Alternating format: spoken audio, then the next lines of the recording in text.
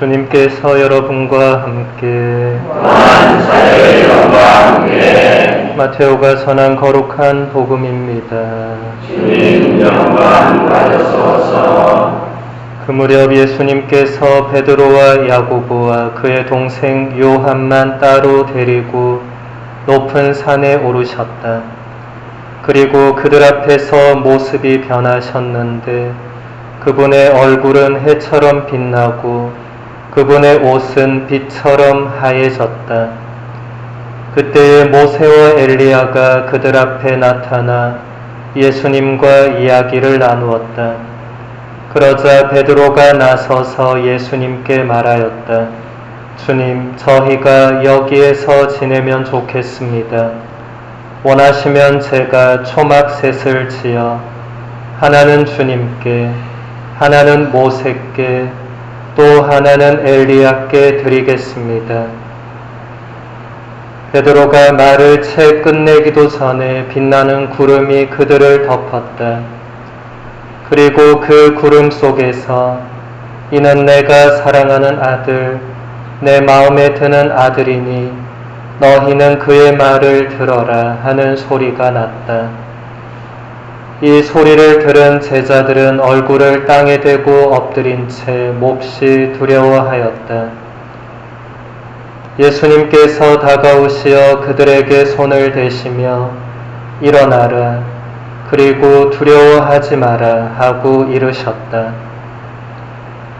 그들이 눈을 들어보니 예수님 외에는 아무도 보이지 않았다. 그들이 산에서 내려올 때에 예수님께서는 그들에게 사람의 아들이 죽은 이들 가운데서 되살아날 때까지 지금 본 것을 아무에게도 말하지 마라 하고 명령하셨다. 주님의 말씀입니다. 그리스도님 찬양합니다. 참 예수님, 예수님, 예, 평고동 성당 교우님들 모두 반갑습니다.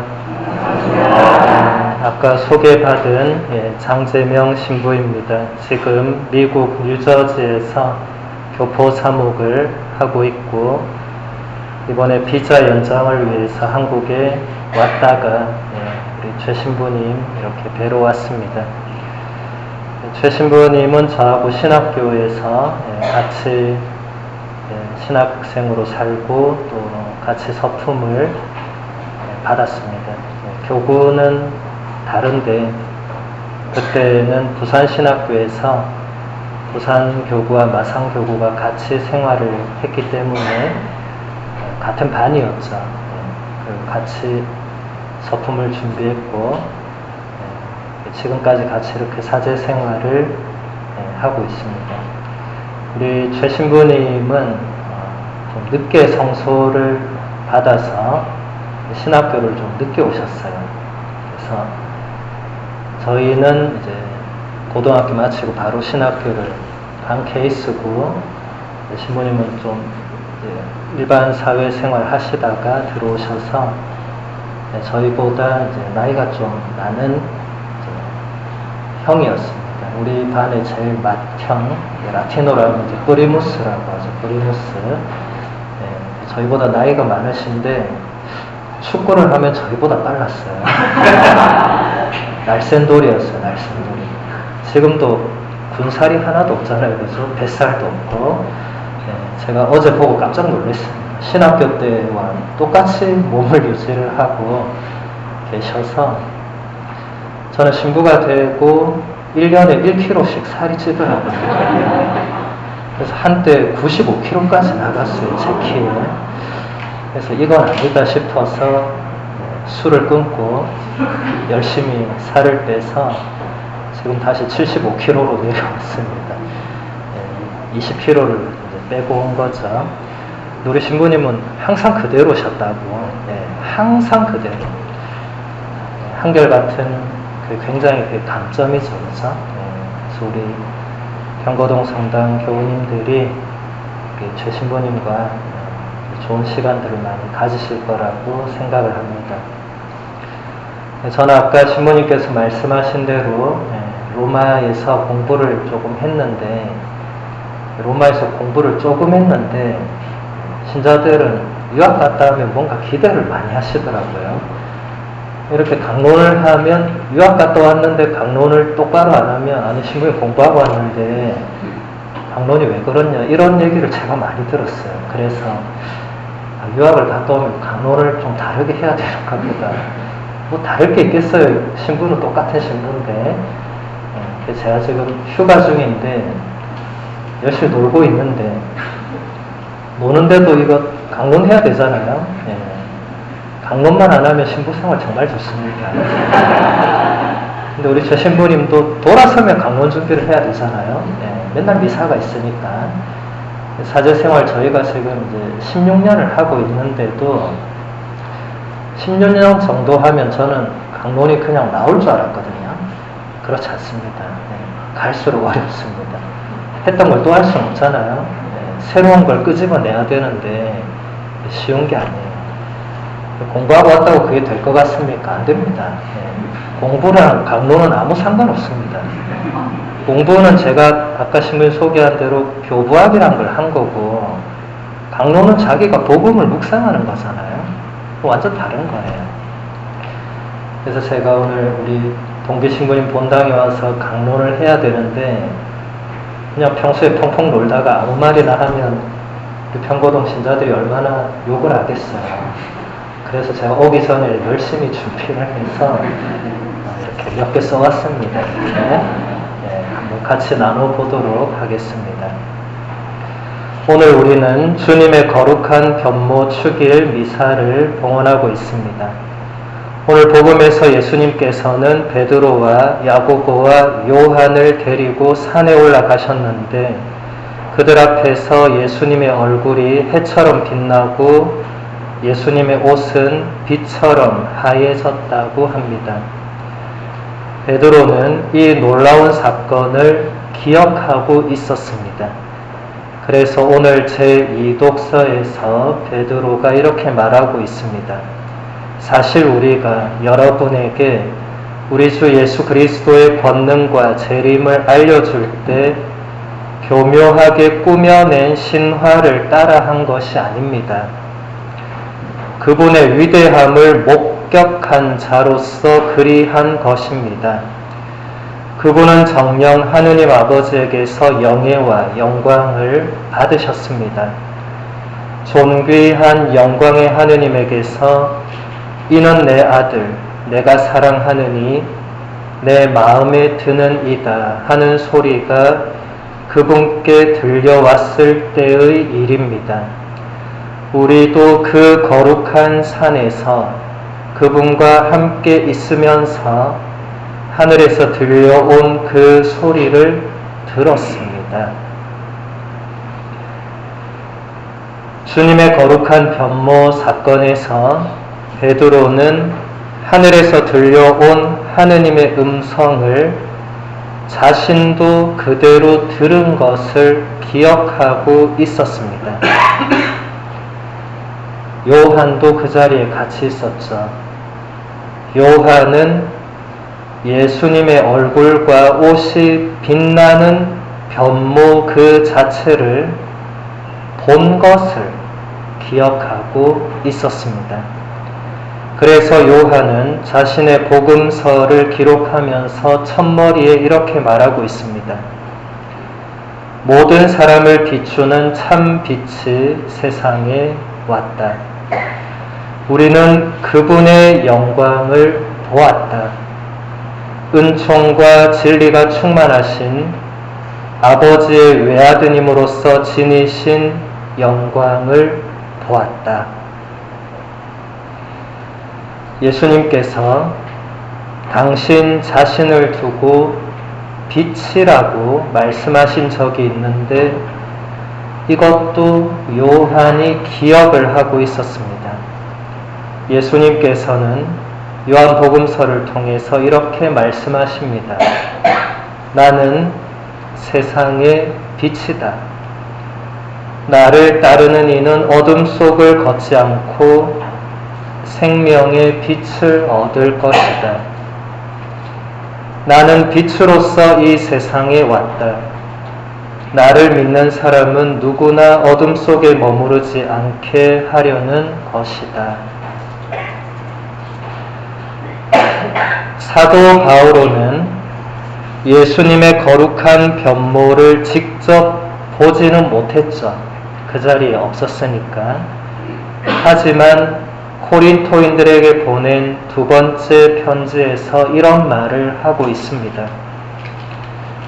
어둠 속에서 빛이 비추어라 하고 이루신 하느님께서 우리 마음을 비추시어 예수 그리스도의 얼굴에 나타난 하느님의 영광을 알아보는 빛을 주셨습니다. 바오로 사도의 이 말 또한 빛이신 예수 그리스도를 증언하고 있습니다.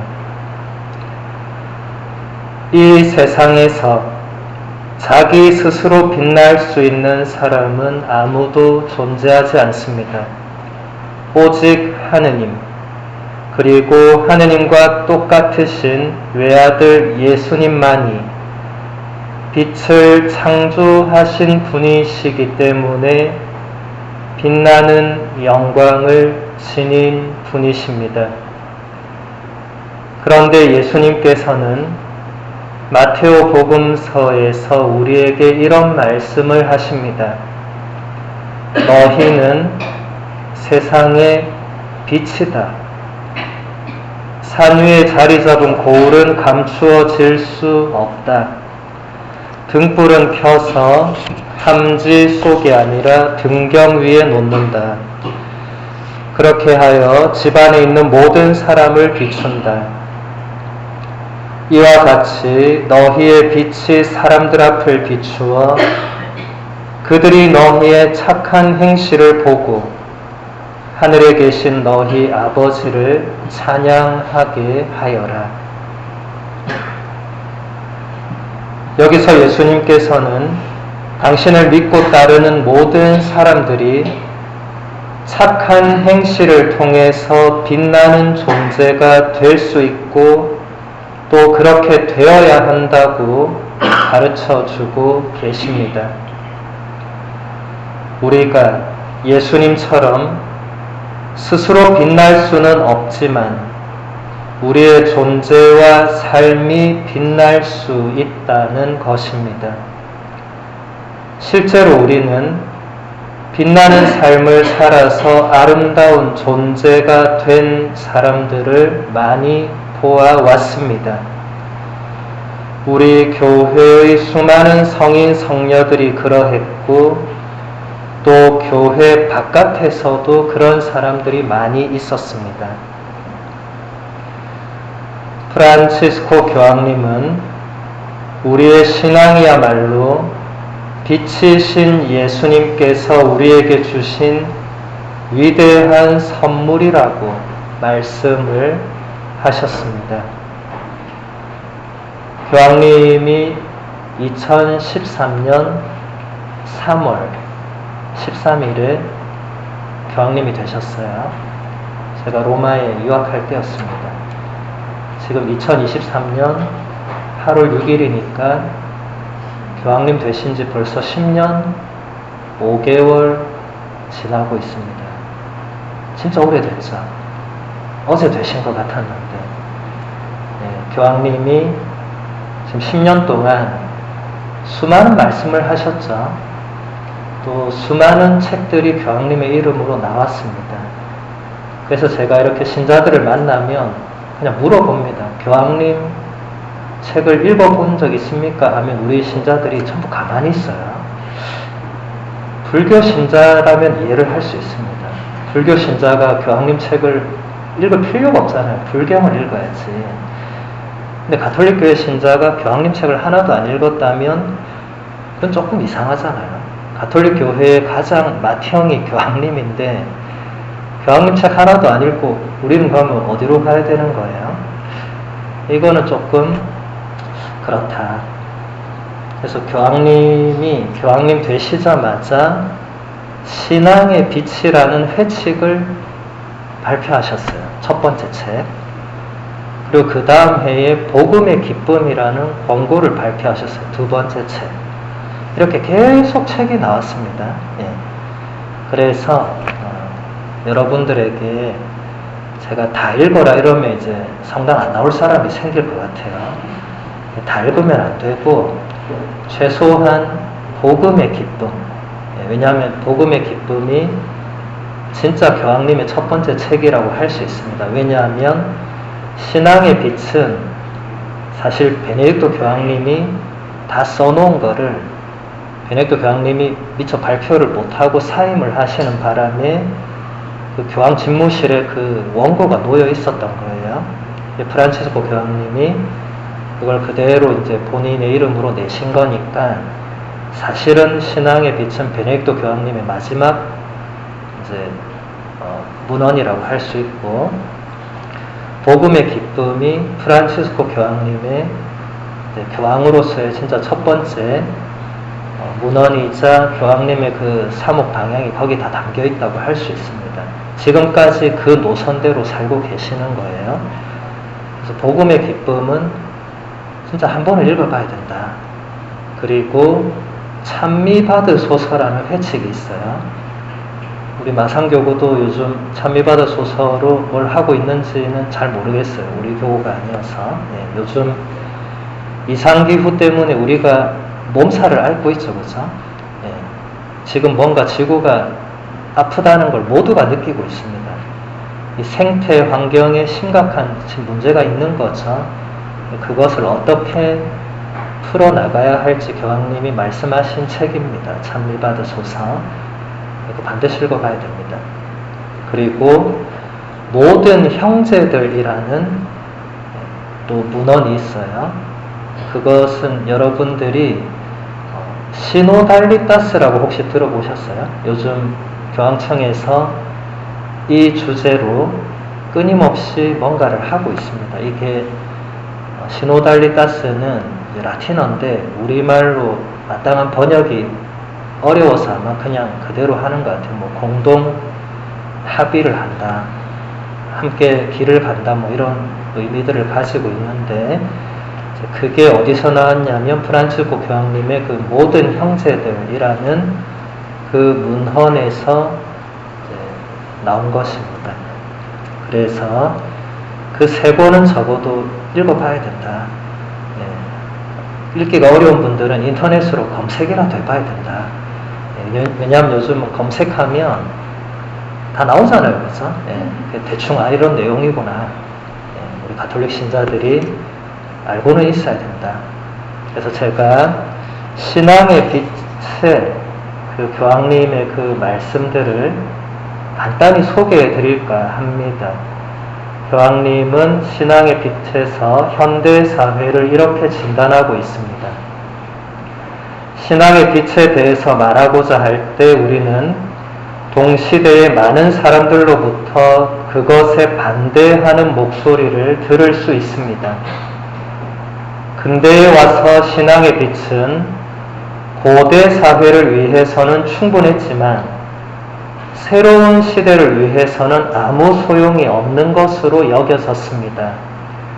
이제는 성인이 되어서 자신의 이성으로 자신만만해져서 새로운 방법으로 미래를 탐색하고자 하는 인간을 위해서는 신앙의 빛이 소용없는 것처럼 여겨졌습니다. 따라서 신앙이 어떤 사람들에게는 인류가 과감하게 지식을 추구해 나가는데 방해가 되는 허황된 빛으로 비춰졌습니다. 청년 니체는 그리스도교가 인간 실존의 영역을 축소시키며 인생에서 새로움과 모험을 제거해 버린다고 비판합니다. 지금도 많은 사람들이 니체와 같은 비판을 우리 그리스도교에 하고 있습니다. 프란치스코 교황님은 신앙에 반대하는 이런 목소리들에 대해서 다음과 같이 말씀하십니다. 그런데 자율적인 이성의 빛이 미래를 충분히 비추어 주지 못한다는 사실이 서서히 드러났습니다. 궁극적으로 미래는 어둠 속에 남아있고 인간은 미지의 것에 대한 두려움 속에 던져져 있습니다.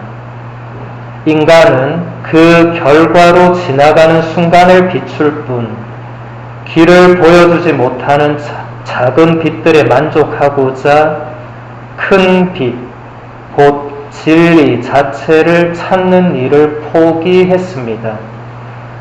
그러나 빛의 부재로 말미암아 모든 것이 혼란스럽게 되었습니다. 선과 악을 구분하는 것이 불가능해졌고 우리를 제자리에서 맴돌게 할 뿐 그 어디로도 이끌지 못하는 길로부터 목적지로 인도할 수 있는 길을 분간하는 것이 불가능해졌습니다. 이 시대를 정확하게 진단하고 있죠.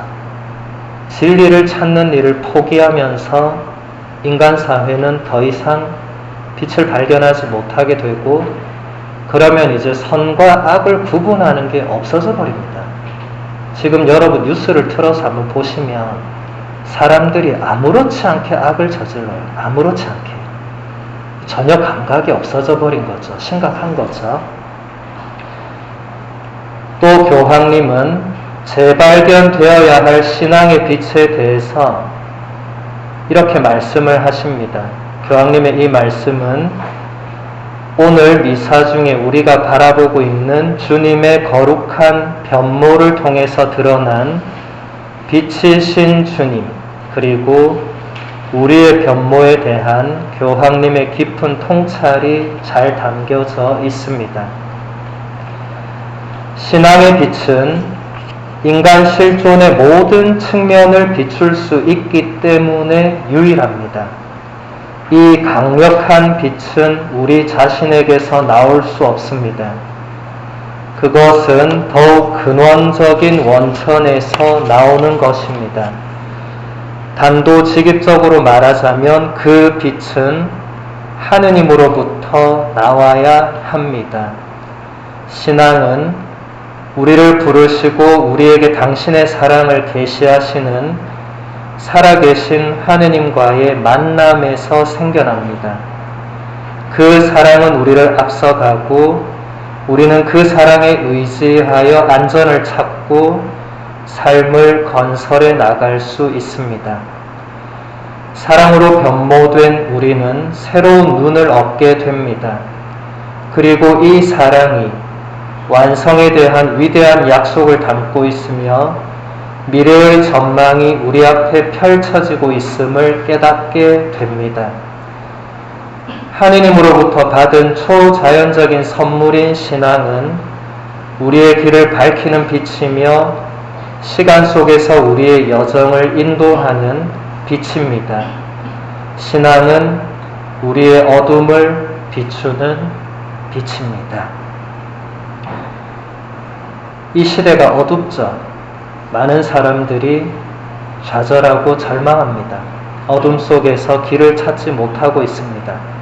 교황님은 그런 시대에 신앙이 바로 우리의 어둠을 비추는 빛이라고 강력하게 얘기하십니다.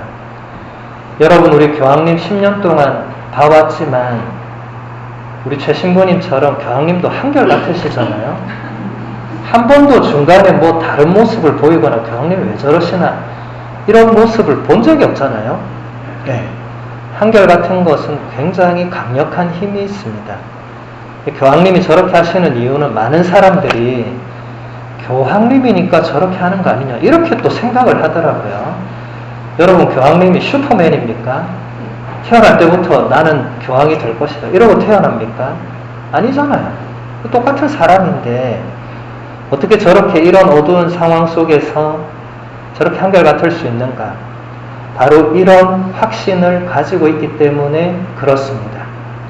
하느님께서 우리를 너무나 사랑하시고 우리에게 뭔가 빛을 비추어 주시기 때문에 우리가 어둠 속에서 그냥 쓰러지지 않을 수 있다고 확신하니까 그걸 모르는 사람들이 세상을 악하게 만들고 어둡게 만들더라도 그냥 절망에 있지 않는 거죠. 우리가 신앙의 힘으로 그렇게 할 수 있다는 겁니다. 여기 모인 우리 모두가 신앙인이잖아요. 신앙의 빛을 받는 사람들이잖아요. 그 빛으로 우리도 변화될 수 있고 세상도 변화될 수 있다고 믿는 사람들이죠. 그 믿음을 오늘 주님의 거룩한 변모 사건을 통해서 확인하는 겁니다. 여러분 모두가 그런 빛을 품고 살아가시기를 바라고 이 미사 중에 함께 기도하면 좋겠습니다.